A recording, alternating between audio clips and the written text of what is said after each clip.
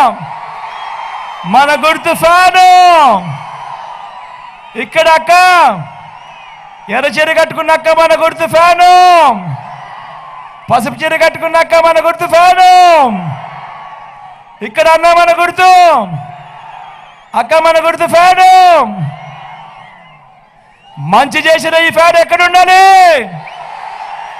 ఇంట్లోనే ఉండాలి. చెడు చేసిన సైకిల్ ఎక్కడ ఉండాలి? ఇంటి బయటే ఉండాలి. తాగేసిన టీ గ్లాస్ ఎక్కడ ఉండాలి? సింక్లోనే ఉండాలి.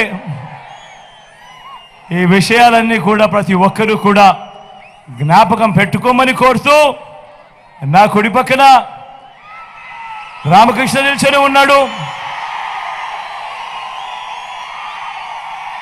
నాకు మంచి స్నేహితుడు అని చెప్తాను. మీ చల్లని దీవెనలు ఆశీస్సులు కోరుతా ఉన్నాడు. మంచివాడు.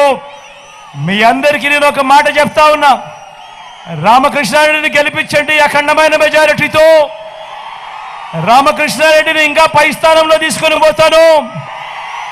తీసుకొని పోవడమే కాదు, వరికపూడి వలస ప్రాజెక్టు కూడా దగ్గరుండి తనతో చేయిస్తాను అని కూడా చెప్తా ఉన్నా.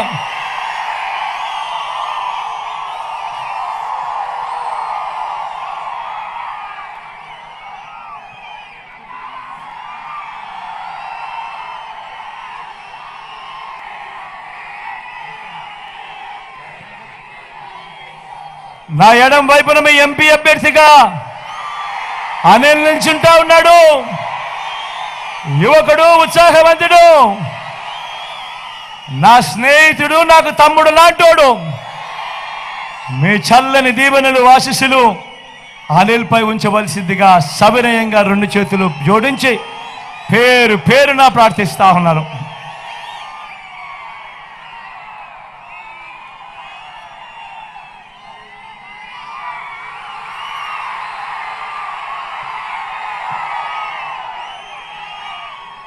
ఇంత ఎండలో కూడా ఏమాత్రం ఖాతరు చేయకుండా చెరగని చిరునవ్వులతోనే ఇంతటి ఆప్యాయతలు పంచిపెడతా ఉన్నా నా ప్రతి అక్కకు, నా ప్రతి చెల్లెమ్మకు, నా ప్రతి అవ్వకు, నా ప్రతి తాతకు, నా ప్రతి సోదరుడికి, నా ప్రతి స్నేహితుడికి మీ జగన్, మీ బిడ్డ రెండు చేతులు జోడించి మరొకసారి హృదయపూర్వకంగా కృతజ్ఞతలు తెలుపుకుంటూ సెలవు తీసుకుంటా ఉన్నాను. మీ బిడ్డ ఒక్కడే ఒక వైపున ఉన్నాడు. ఫలాన్ని మంచి చేశాము అని చెప్పుకునే దానికి ఒక్కటంటే ఒక్కటి లేని వాళ్ళంతా కూడా ఈ రోజు ఏకమవుతా ఉన్నారు.